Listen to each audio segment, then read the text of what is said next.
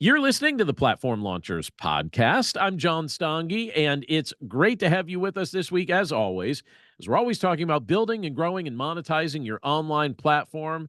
We talk about this idea of taking your passion and boiling it down into a platform that can earn you a paycheck, and we have a good time doing it.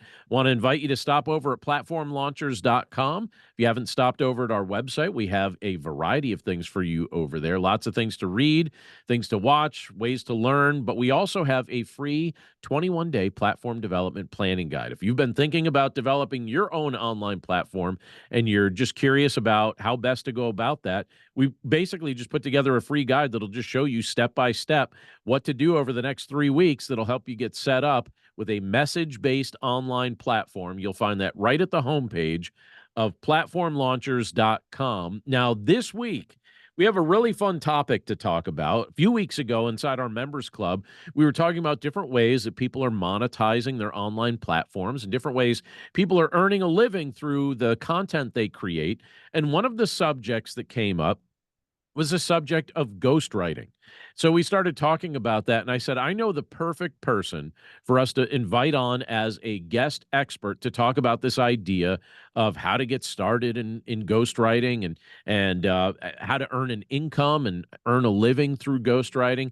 And that person is none other than my friend Kent Sanders. If you've been listening to the podcast for a while, he's a repeat guest. We've had him on before, but Kent Sanders is the host of the Profitable Writer podcast. You could find him online at theprofitableWriter.com.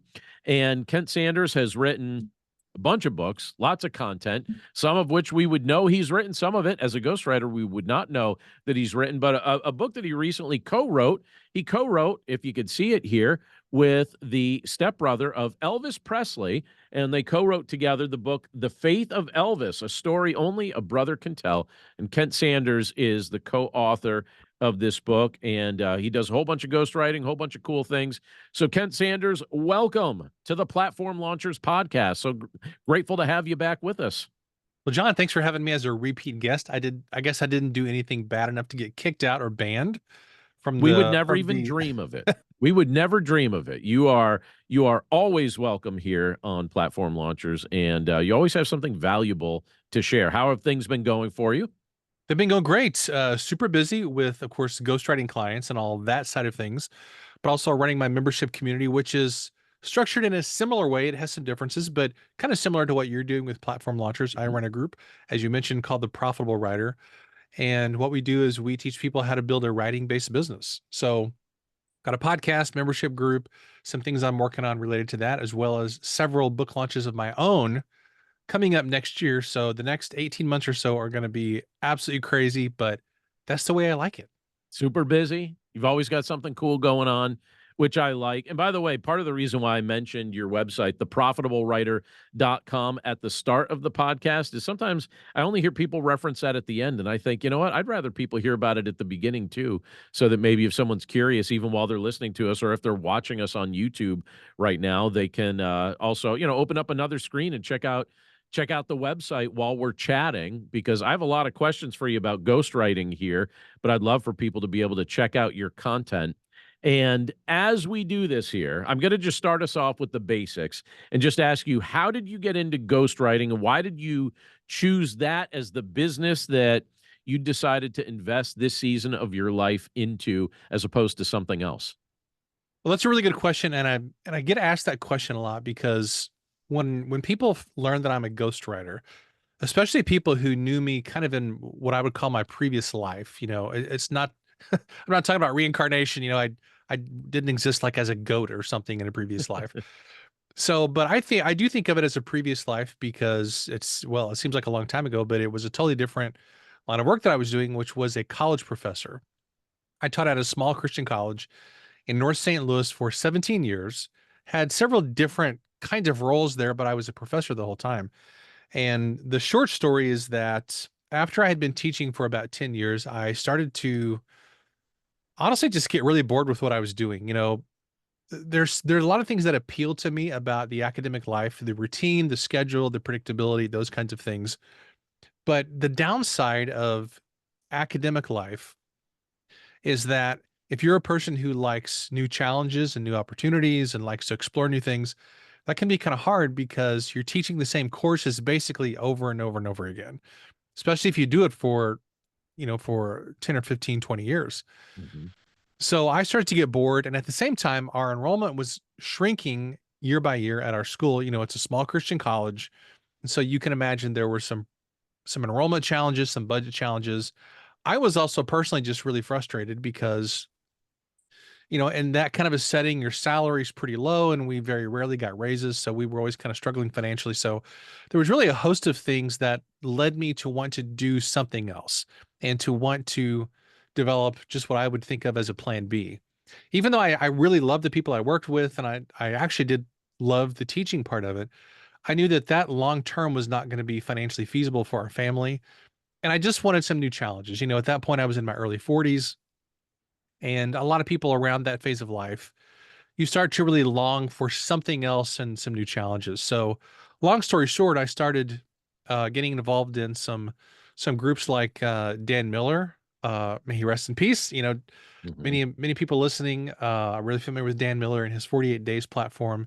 He was Mhm. actually the first person who showed me that it was possible that you could make money as a writer, and that was a Mhm. completely new idea for me, to be honest.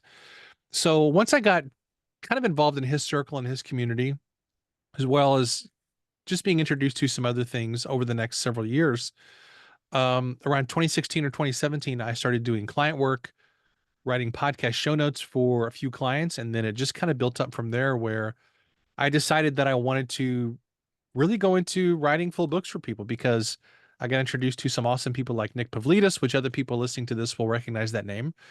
And I was actually the first student in his ghostwriter school course a number of years ago, about 5 years ago exactly.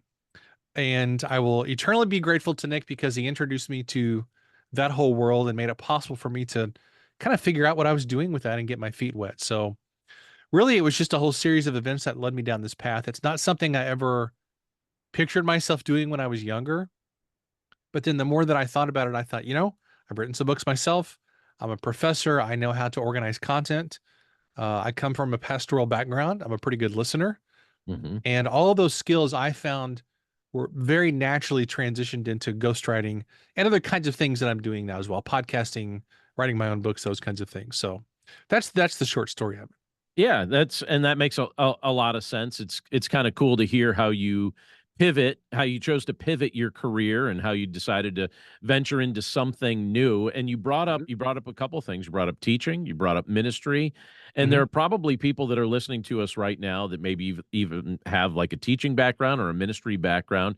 And so I wonder what are some skills that those that have a teaching background or a ministry background might actually be able to utilize in ghostwriting if that's something that they're actually considering doing themselves. So if you are and I'll take it from the ministry standpoint first, then I'll talk about the academic world and teaching. If you're in any kind of a ministry or church related role, and I would say the same is mostly true for nonprofits as well, because there's some overlap there. You're used to project management, you're used to event planning. If you do a lot of counseling with people, you're used to listening and you're used to working with budgets. You're used to creating content, developing lessons, sermons, plans, those kinds of things. Mhm. Church ministry is one of the, in my opinion, it's one of the roles where you are doing such a wide variety of things. Those skills are applicable to a whole host of other kinds of things. And a lot of people in the church world don't really realize that gosh, you if you could take those skills into any kind of business environment and crush it because you're you're dealing with a lot of different things in the church world. So those are directly applicable to something Mhm. like ghostwriting, particularly if you're doing a lot of content creation or you're doing a lot of listening, which anybody in a ministry organization is doing a lot of listening. Sometimes to people they don't want to be listening to, or people who are critics, or people, with crazy ideas about things. That's totally normal for the church world. Um, but I found those skills to be directly applicable. Now, when it comes to teaching, if you're a professor or a teacher, you're used to creating content, large amounts of it pretty quickly. You're used to developing curriculum, especially if you are a college professor. You're used to figuring out lesson plans and developing a syllabus, and a whole course plan. Something actually that was really helpful to me that kind of irritated me in the academic world, but I have found really useful is the whole assessment thing. And Mm. anybody in a college or university setting has to put up with assessment, and you spend a lot of time going through all those things and dealing with the Department of Education or sometimes accreditation organizations. And those skills actually are really, really valuable in the business world. So I just have found my background in ministry and education really set me up perfectly to be successful as a ghostwriter in many ways. I love that. So, as you've been serving as a ghostwriter now for years. This has been Mhm. something that, probably started very gradual. Now you've been doing this. Right. And I'm sure there are people that are listening to us right now that wonder, all right, well, maybe I have a teaching background, maybe I have a ministry background, maybe my background's something else. There are certain skills that all ghostwriters obviously would need to have. So when Right. you think about translating this, and I'm going to ask a bunch of practical questions here for someone that's Sure. actually interested in pursuing this. So, for starters, if someone was thinking about actually getting into ghostwriting, what skills do you believe they need to have to be able to do that successfully? I would say there's a collection of things that I would consider absolutely essential. Number one is you have to know how to write a book. Yeah. Unless you're just going to be doing social media or blog posts, and I'm not denigrating those at all. In fact, those can be a really, really good place to start. Most people that I know who are ghostwriters, they came into it as a result of doing some kind of adjacent work, like other kinds of freelance writing or editing. That's a super common one. That's a super common pathway to ghostwriting or writing social media posts. For me, I started out doing podcast show notes, which was fantastic training, actually. Learning to work Mhm. with clients and learning to send invoices and, just kind of basic business things. Um, but if you want to get up into the higher paid forms of ghostwriting, you have to write books. I mean, that's in my mind sort of that's sort of an essential thing. So because of that, I would say sooner rather than later, you need to have at least one or two of your own books out there. This is Mhm. why I encourage everybody who's a ghostwriter who wants to become one, you really, really need to have some of your own stuff out there. And I strongly encourage people to take 30 or 60 days and write a little short book. John, you have a lot of those little short books. I Mhm. love short books. I think they're fantastic. Don't try to write some big 300-page gargantuan thing as your first book. Mhm. So have a book or two of your own out there because who's going to hire you as a ghostwriter if you haven't written any books before? I mean, Right. seriously. So that's essential. I think being a good listener is essential and being able to empathize with people who are different than you. You have to ask good questions and you have to be curious. I think knowing how to position a book is really critical. And you learn more about this as you go along. Because when you're a ghostwriter, people are not really just hiring you to be a writer, they're hiring you to position their story or their message in a certain way to get them a specific result. Mhm. And the worst mistake that I can make for somebody as a ghostwriter is writing a great book, but that's the wrong book for them. And so you have to really carefully understand what is it that this client needs from this book? What does this book need to do for them in their life or in their family or their business or church or whatever it is? So I would say those are, and there's probably some more, but those are Those would be pretty some of the essential main ones. skills. Yeah, Okay. for sure. So you just brought up clients and writing the right book for clients. I'm curious, and probably one of the big questions that most people that decide to get into this world of ghostwriting wonder. It's like, okay, I'm willing to do this, but how do I actually find the people to write for? How do I actually Right. connect with potential clients? Where do these people come from? Do they just find me? Do I have to go find them? How does that part work? So I wondered the exact same thing when I got started. And I think there's a couple of answers to this. And this is really sort of the the mad this is the question everybody asks whenever they're getting started. I think that the hardest client to get is your very first client. Anybody who's done any kind of paid work of any kind probably would say the same thing Mm. because it feels like it's going to take forever to get that first paying client. So I think to do that, you can set yourself up for success with doing a couple of things. Number one is getting involved in the kinds of groups where your ideal client hangs out. That might be business networking things. It might be online groups such as platform launchers is a great place to be. Um, it may not be that your client comes from that group, but it may be that somebody in that group knows somebody who needs a book written for them. all of my business comes via word of mouth and referral. Mhm. I don't run any ads. I've never spent a dime on advertising. It's all just come through relationships. And that is the most important thing you can do is build connections and relationships with generosity, with thoughtfulness, by making introductions. Just kind of being a good citizen of planet Earth, I think is really, really important. But the other thing of it is that people need to know that you are building a ghostwriting business. And when I first went through Nick Pavlidis's ghostwriting course back in 2019, gosh, that seemed like forever ago. He gave me a piece of really good advice that was immensely helpful. And his advice was that don't do any paid advertising, don't do any crazy or weird stuff. Just let people know that you're building a ghostwriting business. That's exactly what I did. For the next several months, I focused exclusively on just letting people know I'm going this direction. If you know anybody who might need my services or would like to chat, I would love to chat with them. And a few months later, that's when I got my first connection who ended up being my first client. And I think you just have to let people know that you're doing this. So many times we shrink back because we're shy and we think, well, we don't want to bother people or we don't want to be that person who's always sort of marketing themselves, Right. in in an irritating way. But if you have a network of people who care about you and want you to succeed, you have to let them know what you're doing. And I would also caution people, just one more thing on this, that if you really want to get into ghostwriting, don't be promoting four or five other things at the same time. You need to just focus on this and let people know this is the thing that I'm building right now. Because if people aren't really sure what it is that you do, they're not going to refer people to you. So Mhm. just be very, very clear about this is what I'm doing in this season of my business. And I think it won't be too long before you get some connections and some conversations going. Excellent. Love that. Um, so that's been building up over the years. Now you have steady streams of work and you're doing this all the time. It's gone from hobby to being what you do for a living. Hmm. And I'm guessing that all along the way you're kind of refining how you approach this, Absolutely. refining your workflow, trying to be, develop efficiencies and systems and things like that. That's So right. in general, if someone says, "All right, I think I can let people I have the desire to do this. I think I have the skill set. I even think that I can promote this and make some of those connections." I wonder if you'd give some advice on what the process actually looks like. If you're starting at what point and you're trying to get people to what point, what does the workflow or the process of writing a client book actually look like?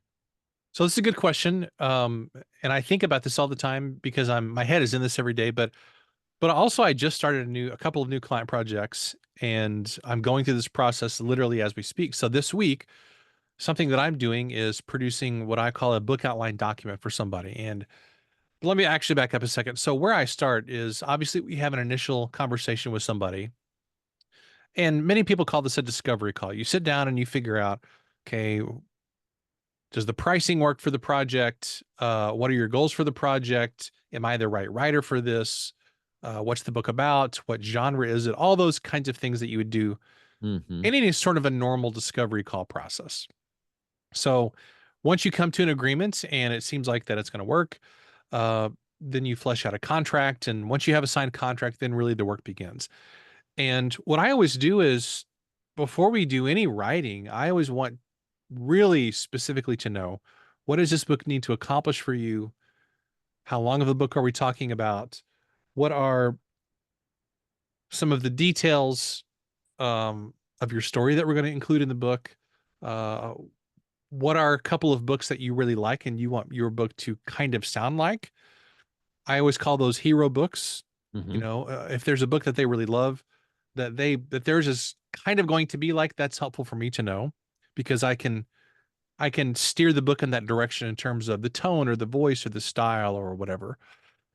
And so once we get a clear picture of that, then I produce this outline document, which includes, it's typically 4 or 5 pages long, single spaced.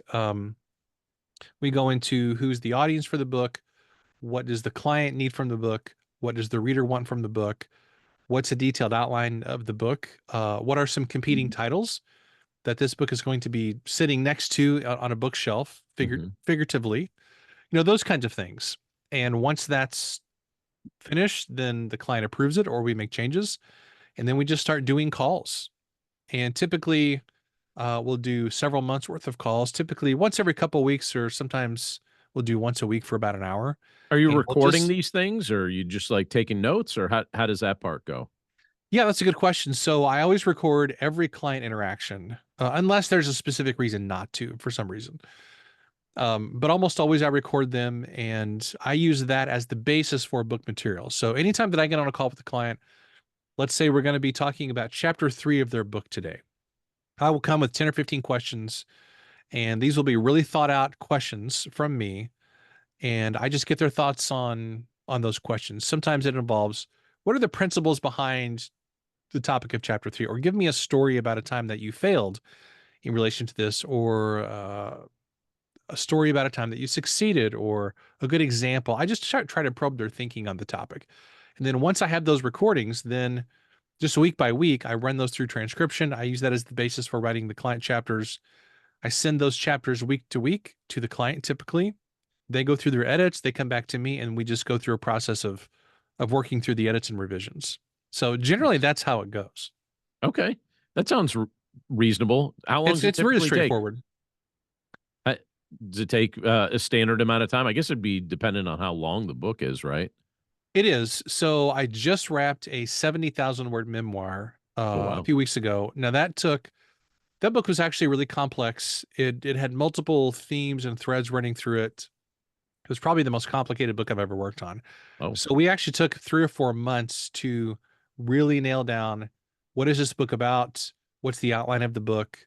What do you want to accomplish with this book? That was an unusually long amount of time. I don't normally spend that long on hmm, the outline and the kind of the vibe and the tone of the book. Um, so that one I just wrapped. Typically, I allot 6 months for a typical 40 to 60,000 word nonfiction book, right. which is really, really doable. If it's a shorter book, I get those done in 6 to 8 weeks or so. Nice. Excellent. So, the big question that people love to ask when it comes to ghostwriting, they want to know these details. They want to know about the process. They want to know about how you find clients. All that stuff Mhm. matters. But eventually, somebody gets around to asking the question, all right, like what kind of money can you actually make doing this? If you're going to Yeah. ghostwrite, can you make a living doing this? Like what does it look like? What kind of money can somebody actually earn ghostwriting books? So that is a really good question. And the answer is a very definite yes. You can earn a really good living doing this. Mhm. Now, there's also the sort of the asterisk by that, which is it does depend, and it depends on a whole bunch of different factors. What you charge as a ghostwriter depends on your level of expertise, how good you are, what your reputation is, the value of the book to the client. That is really huge. That doesn't always determine it, however. So the memoir that I just mentioned, that I just wrapped, uh, that has no business purpose for this client at all. It's just a book that it's actually a person of faith. They felt like God was leading them to tell their story, Mhm. and they have no business reason for the book other than they just were trying to be obedient to God with it. And literally that's the truth with it. Which Mhm. I know sounds crazy to a lot of business people, but it's a very successful professional. They could afford to do it. They were just being obedient to it. So that's a case where there was really no business reason for it, which is totally great. Most of the time, that's not the case though. And the value to the client, I feel like one of my jobs is to, and I'm getting around to answering your question, by the way, but I'm trying to kind of set the stage for it. So it's not I really like the drama, Kent. I like the build up here. This is dun, great. dun, dun. So part of it is it's really the same thing with any kind of sales thing is it's not just the price of something, is what is the value of it. So, I recently went to the dentist and I was in a lot of pain. It was an urgent thing.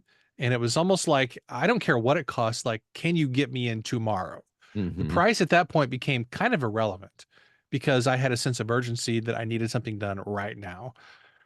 So, and books are kind of like that in some ways too, where if I can help the client see, here's the value of this to your business, and if we have a clear plan of action to help them recoup their investment, or this is part of a larger business they have, then pricing becomes less of an issue. So, a big part of this whole conversation when it comes to pricing, I believe, is connecting with the right kind of people who can afford ghostwriting. That's this. There's a reason I don't write for college professors. No offense to college professors. I was one for a long time. I am one. I'm totally deeply offended. JK. Continue. Yeah.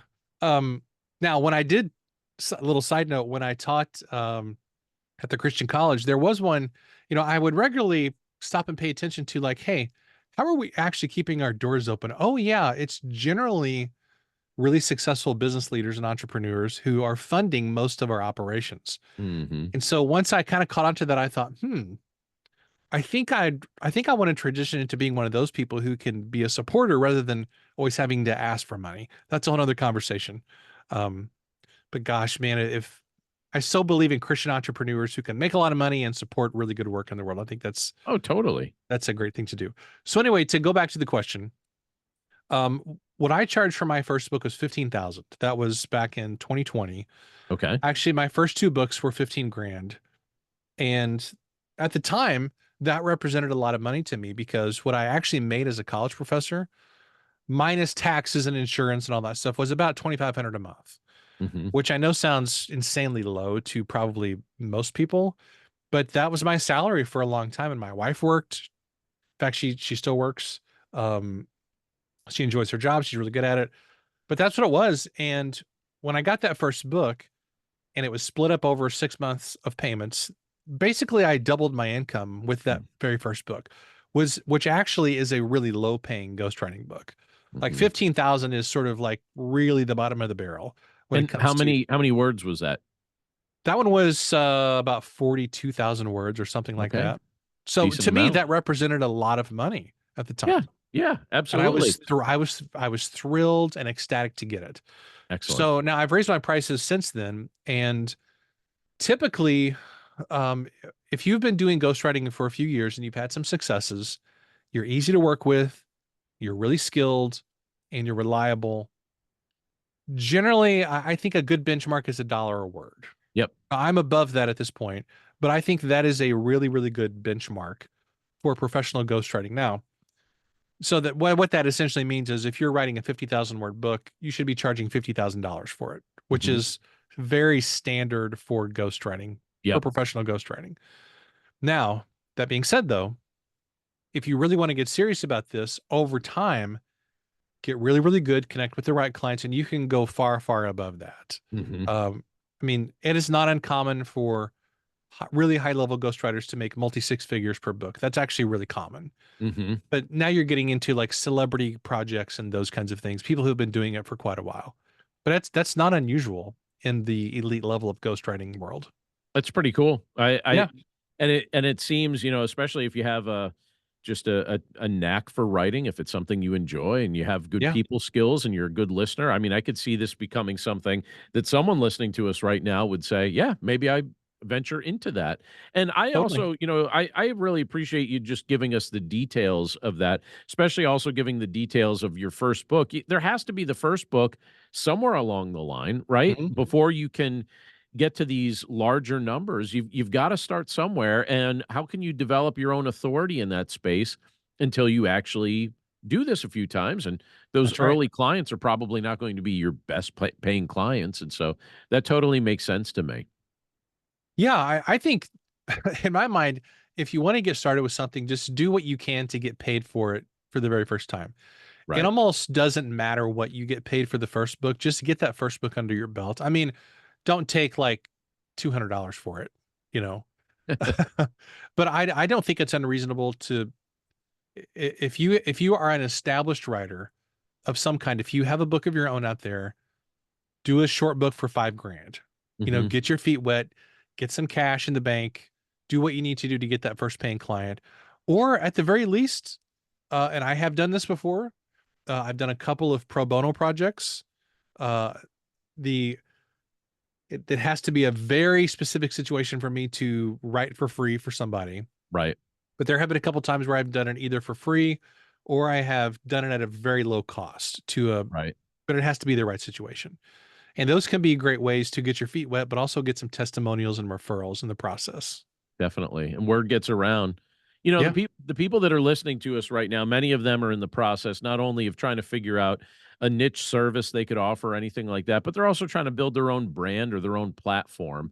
And I hmm, wonder if you could maybe speak to that. I mean, this is the Platform Launchers podcast after all, right? So, what are the absolutely. challenges in your thinking anyway of trying to build a personal platform while also writing for clients? Because in a sense, Hmm. as you're writing for a client, you're helping them build their platform. But at the Exactly. same, and some of these things that you're doing, some of these ghostwriting jobs you can't publicize. That's right. It's something that you're very much, your name is not supposed to be on it, right? Right. So what would be a challenge then when it comes to building your own personal platform while trying to write for others as they're building theirs? See, it's interesting, John, that you mentioned that because that I believe is the biggest challenge with doing any kind of client-based work, especially if you're good at it and you raise your prices over time. There are a lot of people who get stuck on and I don't mean to denigrate client work. I'm not trying to be negative about it, but you get stuck on just what I would call the hamster wheel of doing client work for years on end, and you don't devote any time and energy to building your own platform. And that's really dangerous because even if you get paid really, really well for what you do, you're still trading time for dollars ultimately. And you're not building passive or recurring income, which is a really dangerous place to be because what happens if you go in the hospital? What happens if your life falls apart? What happens if you have any number of crises that can happen? We've all been there. We have Hmm. things that come at us and they just throw us for a loop. And then you're kind of hosed. And so it's really, really vitally important, in my opinion, and I tell people this all the time. You have to devote some time to building your own platform, writing your own books, building your own thing on the side that is not related to client work. Because again, doesn't matter how much you get paid for client work.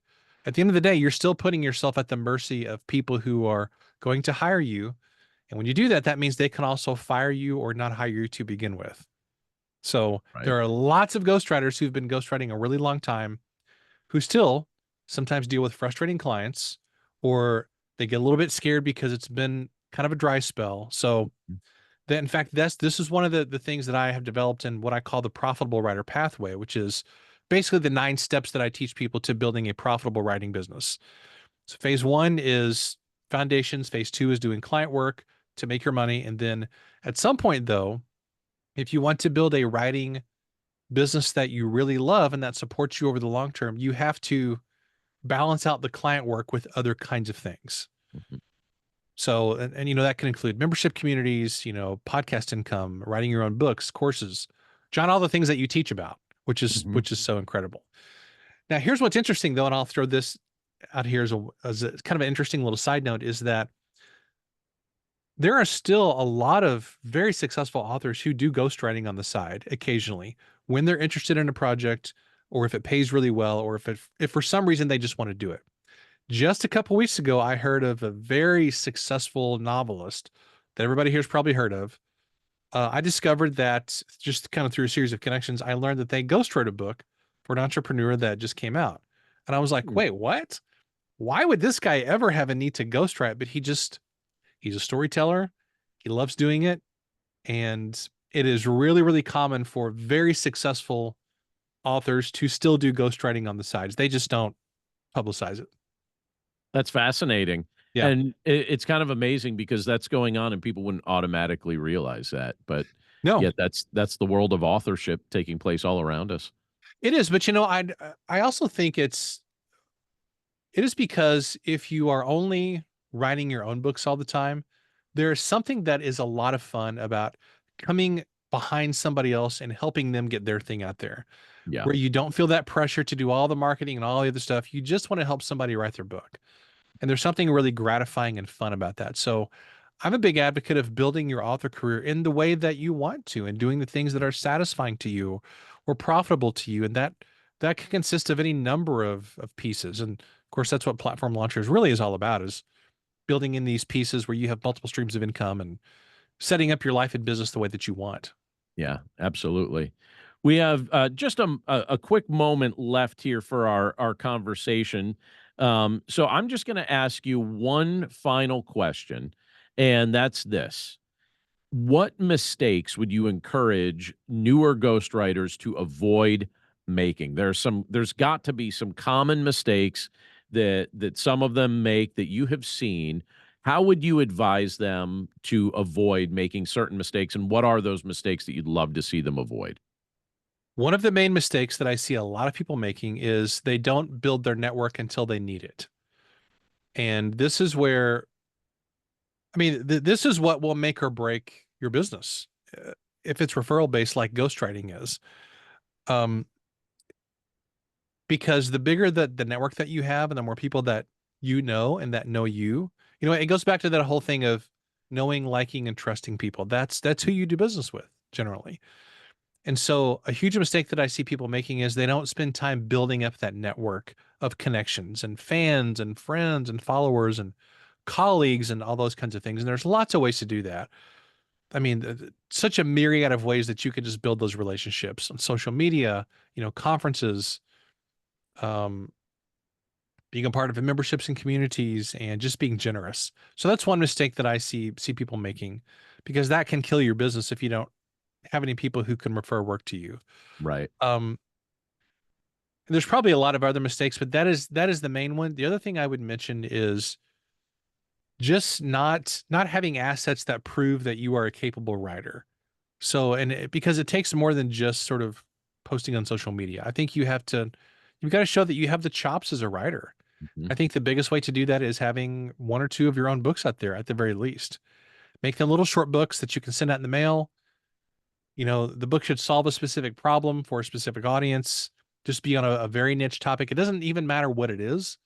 Just make sure the book is well written, it's well done, people can read it fast. It just shows a potential client that you can write a book. And I think that can be really, really helpful. But I see a lot of ghostwriters who have not yet taken the time to write their own book. Okay. So you're Same is true for a saying, lot of editors too, and yeah, people in publishing. you're saying network before you even think you need to network, and Mhm. start building your authority, start building your brand in the Absolutely. space, and don't neglect that. And Yeah. I think that's sound counsel. This has all been sound counsel. Kent Sanders, every time I talk to you, it goes by super quickly. I really appreciate you coming on as a guest here for Platform Launchers. And I wonder, there have got to be people that are listening to us right now that are interested in connecting with you more. We mentioned your website at the start, but tell us where people can find you once again here as we wrap this up, and anything else that you'd love our audience to know. Well, thanks, John. I appreciate that. They can check out the podcast and everything related to the profitable writer by going to theprofitablewriter.com. That is actually a Kajabi site, same as Platform Launchers. And so thank Yes. you for the recommendation. And it's sort of a work in progress. I'm redoing a bunch of stuff on there now, but you can get a basic sense of what we're about. And I've got a membership. There's a link to that there, coaching link and other kinds of things. So I would recommend checking out the site and the podcast. And very soon I will have a quiz available to help you determine what step you're in on the profitable writer pathway. That's something I'm actually working on next couple of weeks. So that'll be a lot of fun. Love it. Well, depending on when someone's listening to this interview, maybe it'll already be live. So Yeah, just that'll be check fun. out theprofitablewriter.com, and you will have the privilege to interact with the content and the mind, the brain, the effort that's been produced by my good friend, Kent Sanders. Kent, thanks so much for being a guest on the Platform Launchers podcast. Well, thank you. It's been my pleasure. Appreciate it. Loved it. All right. And if you're listening to us via YouTube, or if you're listening to us via the podcast, we're just so grateful to have you with us each week. Again, I'd encourage you to check out Kent Sanders' material at theprofitablewriter.com. And we look forward to catching up with you again right here next time. Take care.